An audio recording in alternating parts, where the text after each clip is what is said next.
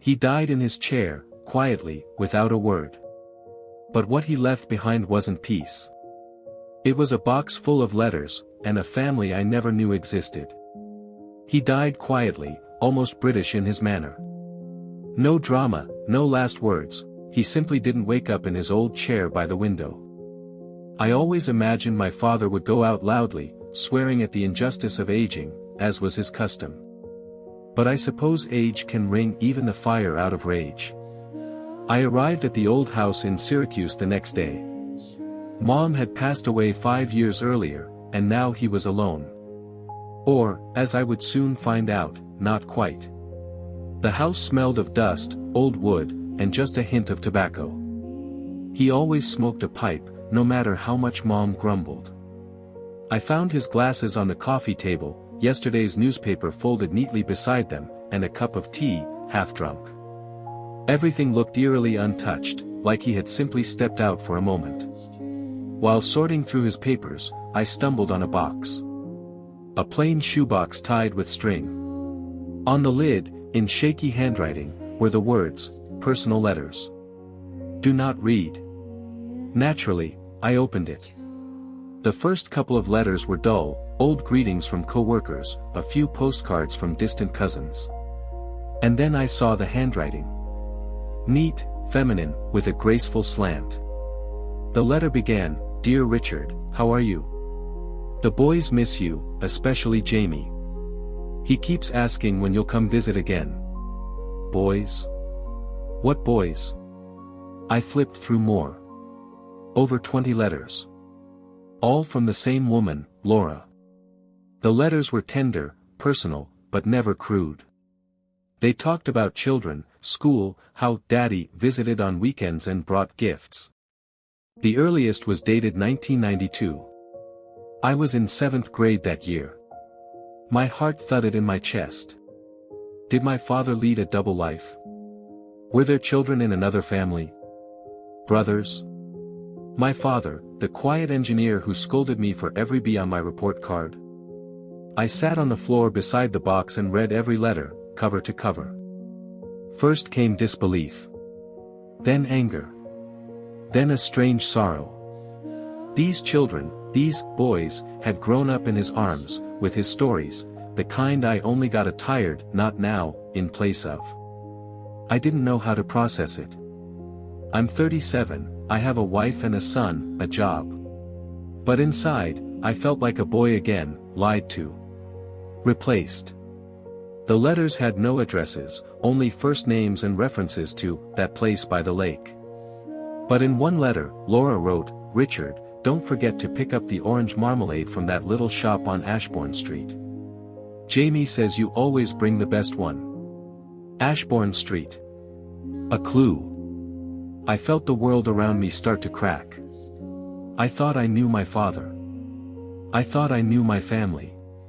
Now I knew only one thing, I had to find the truth. I barely slept that night. The letters lay on the nightstand like mines, ready to explode at the slightest touch. In the morning, I got up early, brewed coffee in my father's kitchen, and stared out the window. Everything looked the same, the peeling gate, the maple tree we planted together back in '89, and the neighbor's dog who had grown old and now barked even at squirrels. But inside me, everything had changed. I typed Ashbourne Street into my GPS. The street existed, in a small town about an hour north. I'd never heard of it before. Nothing special, a couple of gas stations, a school, a few shops, and one lake, not far away. I drove there, not knowing exactly why. Was I expecting a sign that read, "Richard's Secret Family, this way"? Of course not. But my body drove as if it knew where to go. My heart pounded against my ribs, from anxiety or anticipation, I couldn't tell. The town greeted me with stillness. It was Sunday, and the streets felt frozen in time. I parked in front of a small grocery store with a weathered sign, Tom and Sons. And to my surprise, right by the door, they were selling jars of orange marmalade, with green lids, just like in the letter. "Can I help you?" asked the woman behind the counter. Mid-40s, wearing an apron, her smile warm but tired. "Have you worked here long?" I asked. She squinted. "All my life, more or less. My granddad opened this place." I showed her the letter. "Do you know this woman? Laura?" She took the letter, glanced at the signature, and went still. Then slowly nodded. "Yes. Laura West. She passed away 2 years ago. Cancer." No tears in her voice. Just weariness. Familiarity with loss. "Did she have children?" My voice shook, I barely recognized it as mine. "2 boys. Jamie and Alex. They used to come in with her. Good kids. One went into law enforcement, the other's an artist or something like that." I nodded, as if any of this made sense. As if it didn't turn my entire reality upside down. "Are you a relative?" she asked gently. I paused. What could I say? Something like that. "Do they still live around here?" She nodded. "House by the lake. White, red roof. Last one on Willow Street." I thanked her, bought a jar of marmalade, don't ask me why, maybe just to hold on to something real, and left. When I pulled up to the White House, my heart was beating harder than on my wedding day. It was simple, cozy, with a hammock hanging on the porch. And then, a man in his 30s stepped out. Dark hair. Hair I recognized. Hair exactly like my father's. He looked at me, and for a moment, we both froze. 2 brothers who had never known of each other's existence. 2 versions of one truth. "Can I help you?" he asked. And I said. "My name is Tom. I think we're related." He looked at me with narrowed eyes, like he was deciding whether to laugh or punch me. For a moment, I thought he'd slam the door and say I had the wrong house. But instead, he exhaled softly and nodded toward the porch. "Come on in," he said. "Want some coffee?" I nodded, unsure how to act. We both moved cautiously, like strangers who'd accidentally shown up at the wrong wedding. His name was Jamie. Of course it was, Jamie, the very one from the letters. Up close, he looked even more like our father, the same jawline, the same eyebrows. Only the eyes were different. Calmer. Or maybe I just didn't know what our father would have looked like with a gentle gaze. We sat on the porch with mugs of coffee. He poured mine black, no sugar. Just like Dad used to drink it. I didn't ask how he knew. "So, you're Tom. Richard's son," he started. I nodded. "And, apparently, so are you." He gave a wry little smile, not bitter, more sad than anything. "Mom told us he had another family. A wife, a son. But he never said much. Just once, he said, 'It's complicated.'" I swallowed hard. I suddenly felt embarrassed for Dad.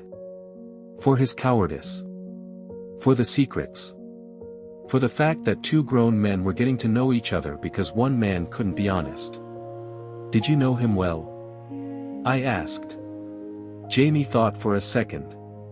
"He came once a month, sometimes less. Always with gifts. Sometimes stayed the weekend. He read to us, played baseball, he was fun. But always like a guest. Like he was just visiting something temporary." I nodded silently. Familiar. Even in my house, Dad had felt like a shadow, physically present, mentally distant. When he died, I cleared my throat. "Did you know?" "No," he shook his head. "We hadn't heard from him in a long time. Mom was already sick. He stopped coming about a year before she passed. I thought he just disappeared. He went quiet." I didn't know what to say.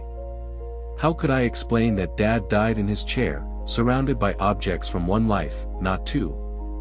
That his last act wasn't a letter or a call, but silence. "I'm sorry," I finally said. Jamie looked at me, and for the first time, there was no caution in his eyes. Just exhaustion. "Me too," he said. "Looks like we both got halves." We sat on the porch for a long time, as if standing up would shatter something fragile, something just beginning to take shape.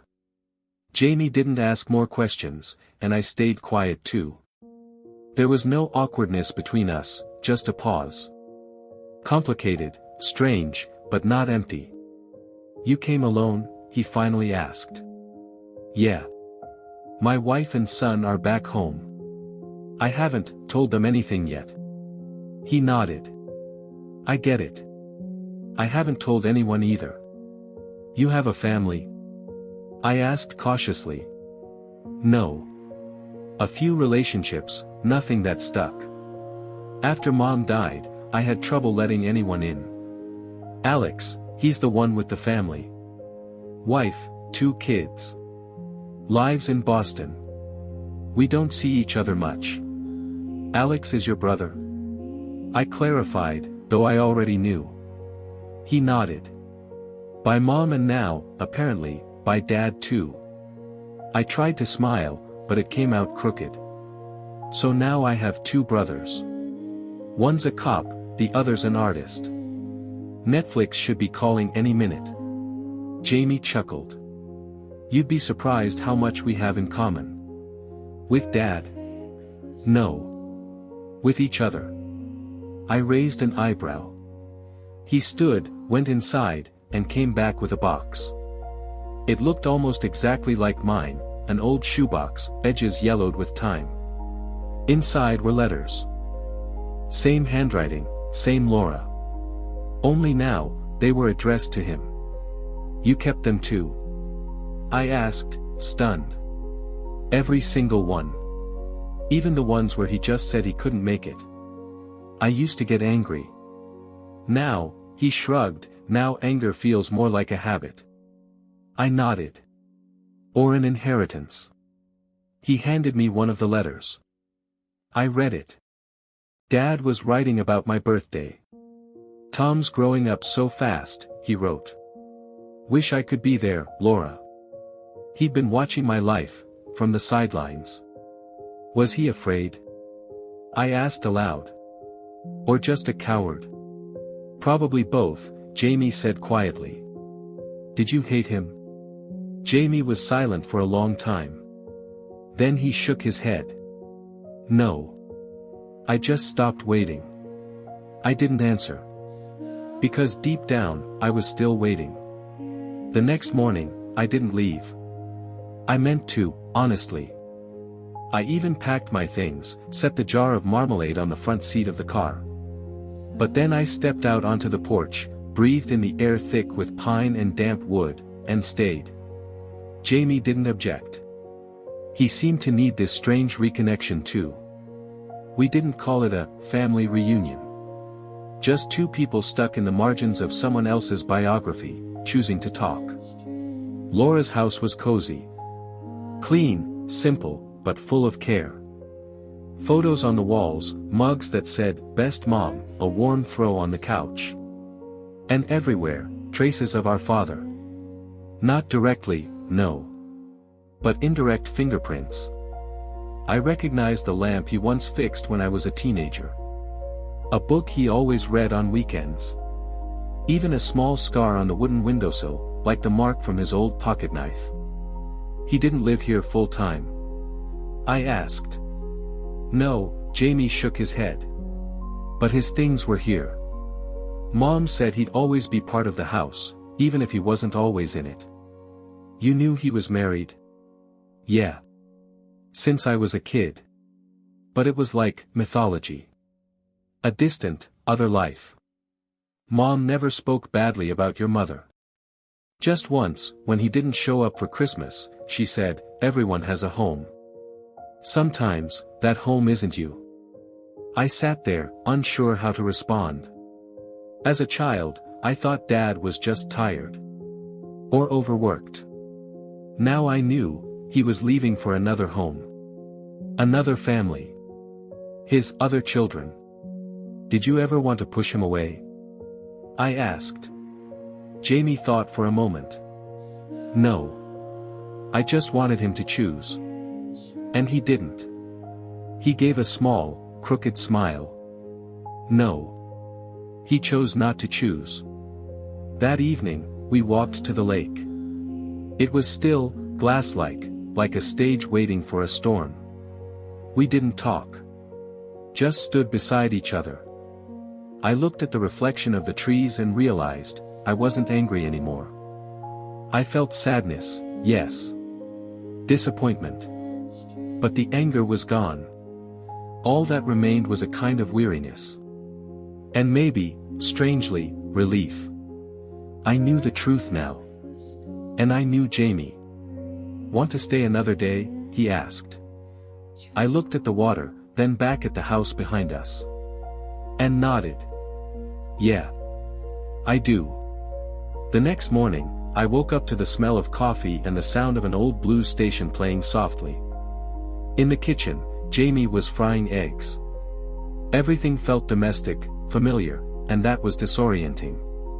It felt less like I was visiting, and more like I'd come home to somewhere I'd once belonged. You don't happen to know how to fix a faucet? He asked without turning around. Depends on the faucet. Kitchen. It's leaking. I called a plumber, but he never showed. I'll take a look, I said, surprised by how natural that sounded. An hour later, we were both lying under the sink, swearing, laughing, fumbling with wrenches like we'd been doing it for years. And at one point, Jamie said, "You know, you look like him." But not exactly. That a compliment? It is. You're warmer. I didn't reply. I wanted to turn away, not from embarrassment, but because his words cut deep. They were true. After lunch, we drove to the cemetery. Laura's grave was there. A simple headstone, modest flowers, shaded by an old maple tree. Jamie stood beside me in silence, gently tracing the stone with his fingertips. She would have accepted you, he said suddenly. Mom. She believed no one should be blamed for someone else's mistakes. I wish I'd met her, I whispered. She would have baked you lemon pie. And kept feeding you until you said it was the best thing you'd ever eaten. I smiled.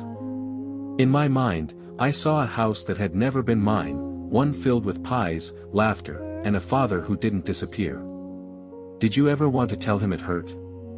I asked. I did.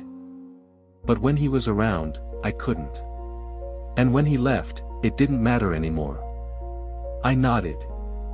I spent my whole life thinking he was just emotionally distant. But maybe he was just a man living with the curtains drawn. We're the windows, Jamie said quietly. Broken ones? I asked. He looked at me. No. Open. We spent the whole day at the house, not doing anything special, but somehow living someone else's life. We made mac and cheese like we were kids again. Watched The Great Escape, Dad's favorite movie. Jamie knew every line. I barely knew a few. But we laughed at the same parts, like someone else had already laughed for us. Later, as the sun began to set, Jamie went up to the attic. He came back with a large plastic bin. Inside, photos. Black and white, faded, corners bent. And a diary. Thin, leather-bound, with a clasp. I found it after Mom died. Honestly, didn't open it for a long time. I was scared. Now? I asked. He nodded. We sat on the living room floor, and he slowly flipped through the pages. The handwriting, hers. Simple, neat. The entry started in the late 80s, around when I started elementary school. Richard came today. Brought Jamie a book about space and broke the bathroom faucet. Fixed it later, of course. He always leaves a little earlier than promised. Looks at his watch like he's afraid of being late for a life we don't belong to. The next entry mentioned Alex, how he drew a picture of their family, and left out the father. Then one about Jamie breaking his leg, and Richard arriving a week later with ice cream. He always brought something sweet, like it made up for everything, Jamie said quietly. With us, it was silence, I said. Chocolate after a fight. Soda instead of sorry. He didn't know how to stay, Jamie said. He only knew how to arrive and leave. Halfway through the diary, there was a photo, him, Mom, Jamie, and Alex. Dad in jeans and a sweater, smiling. He looked so normal. Not secretive. Not torn between two lives. Just a man with a family. Did you ever feel like he loved you? I asked. Jamie thought for a moment. Yeah. But, from a distance. Like love without ownership. You know, like reading a good book at the library. You care about it, but you don't get to take it home. I nodded. No explanation needed. I knew that feeling, like I was just a footnote in my father's story. At the end of the diary was the final entry. I'm not angry. I'm just tired of waiting. I think Jamie and Alex will be okay. They're kind. They have each other. And Richard, he was like rain in the desert. You need it, but you still end up with dust on your lips. Jamie closed the diary and placed it back in the box. Do you want to keep it? He asked. I shook my head. It's yours. But, can I read it again tomorrow? Of course, he said. It's yours too now. Like the rest of this story. On the third day, Jamie said. Do you want to meet Alex? I froze. Of course I did. I wanted to see another face that might resemble Dad's. Hear a voice that might echo something familiar. But I was also afraid. Alex didn't know about me. And I had no right to barge into his life the way our father had barged into others, unannounced. Did you tell him? No. But I think it's time. Alex lived in Boston. We hit the road at dawn. It took almost 6 hours. We talked about nonsense, movies, food, who was the worst driver. But the closer we got to the city, the tighter something clenched in my chest. Alex wasn't at all what I expected. Lean, with long fingers, wearing a handmade sweater. Looked like a children's book illustrator, though he actually designed album covers. He had deep eyes, full of things he wasn't saying. He opened the door, looked at Jamie first, then at me. His brow furrowed. Who's this? Jamie stepped forward. This is Tom. Our brother. Silence. So thick, you could slice it. You're kidding. No, I said. I'm Richard's son. From the other life. Alex didn't say a word. He turned and walked back into the apartment. We stayed on the doorstep. Jamie started to back away, but I stopped him with a gesture. A minute later, Alex returned with 2 mugs of tea. Handed us one each. Still didn't say anything. Just sat down in a chair and stared out the window. You knew he had another family? Jamie asked. Alex nodded. Mom hinted at it sometimes. But I never asked. It was easier not to know. I sat across from him. I found out about you a week ago. By accident. Letters he'd hidden. He never told us anything. Alex gave a humorless smile. Figures. Dad was a gold medalist in silence. Should have competed in the Olympics. I didn't come here asking for brotherhood, I said. I just wanted to see. To understand. And maybe to say it hurt me too. He looked at me directly for the first time. In his gaze, I saw something mixed, anger, exhaustion, maybe even curiosity. He always showed up when Jamie was sick, Alex said. Like he sensed when he was needed. But only then. The rest of the time, he was like a mirage. You think he's about to appear, and then, nothing. Just empty space. With us, he just sat in a chair and stared out the window, I said. Like he was looking for a way out. Alex nodded. He was looking. Just not in the right direction. The three of us sat there, men bound by one man's name, yet strangers. And then Jamie said, "Want to see the album? The one with the childhood drawings." Alex looked at him, surprised. Then at me. And something inside him softened. "Okay," he said. And that, okay, was the first step toward a place where once there had only been distance. The album was thick, with heavy gray covers, slightly swollen from years and glue. Jamie pulled it out of his backpack. On the first page, a drawing, a bearded man, a dog, two boys, a crooked windowed house. Caption, "Our Family." Jamie, 1993. Alex chuckled. "I remember this. That was our old house, before the roof got fixed. And the dog was Tina. She ate everything, even socks." The three of us sat around a small table in his apartment. The tea had long gone cold, but no one moved. Every page held traces of life, drawings, cutouts, cards. And, of course, Dad. One drawing showed Jamie holding hands with a gray-haired man. Caption, "Dad picked me up from school." Another, photo collage, the boys at the lake, a man in a sweater waving at the camera. "He took us fishing twice a year," Jamie said. "Bought tuna sandwiches and always told us fish liked silence." We laughed, 'cause he never shut up. "He told us he was too busy for fishing," I said. "Guess he had a silence quota per family."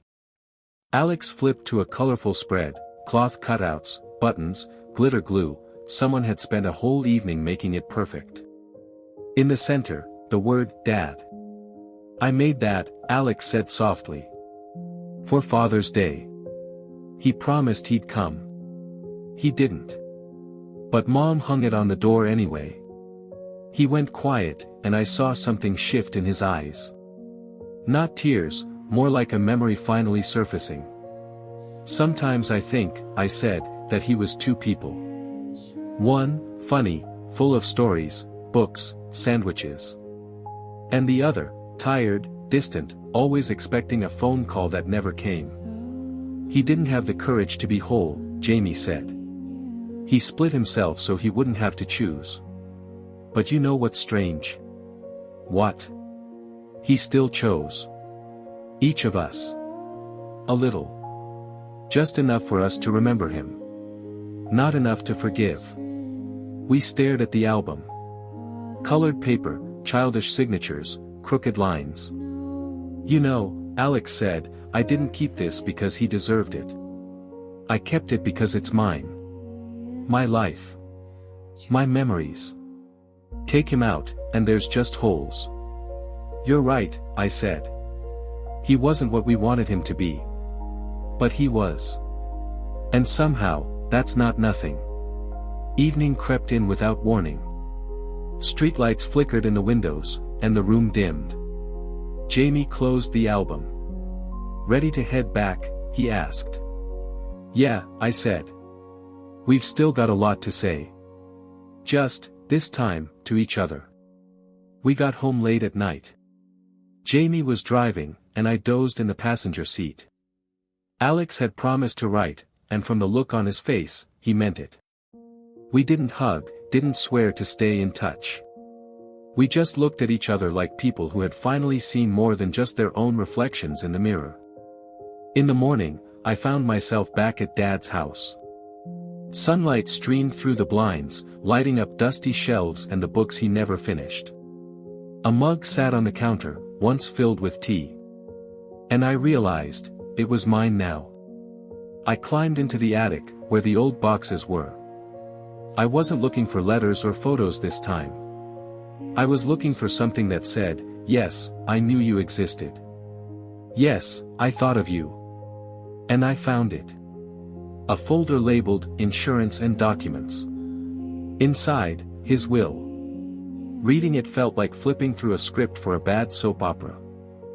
Everything was by the book, the house, to me, the savings, to me. Not a single mention of Jamie. Or Alex. Just me. The legitimate son. The acknowledged one. I sat there holding that paper, and shame rose in my throat like smoke. He had spent his life split between worlds, but in the end, he'd chosen the easiest route, paperwork.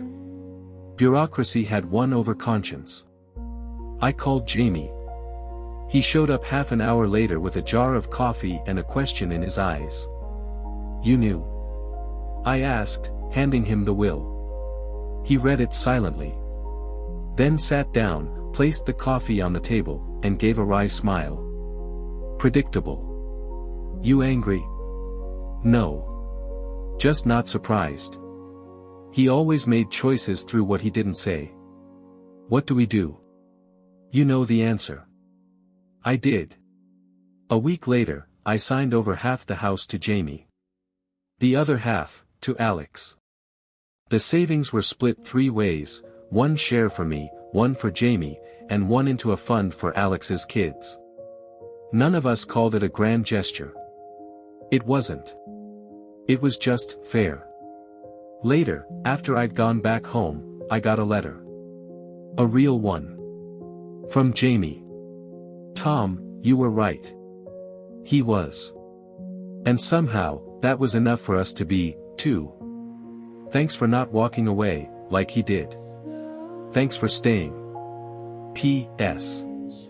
If you're ever in the area, let's go fishing. I've still got those sandwiches." I laughed. Then I cried. Not from pain. But from something warm, because a place that was never my home had somehow become one. Now I knew who my father was. And who he wasn't. But most importantly, I knew who I had become. We all live with family secrets. Some are hidden in boxes. Some wear our last name. This story isn't just about letters or betrayal. It's about the silence between people who should have known each other, and the choice to break it. If this touched something in you, stay with us. Subscribe to Autumn Confessions. Here, the truth isn't loud. But it matters.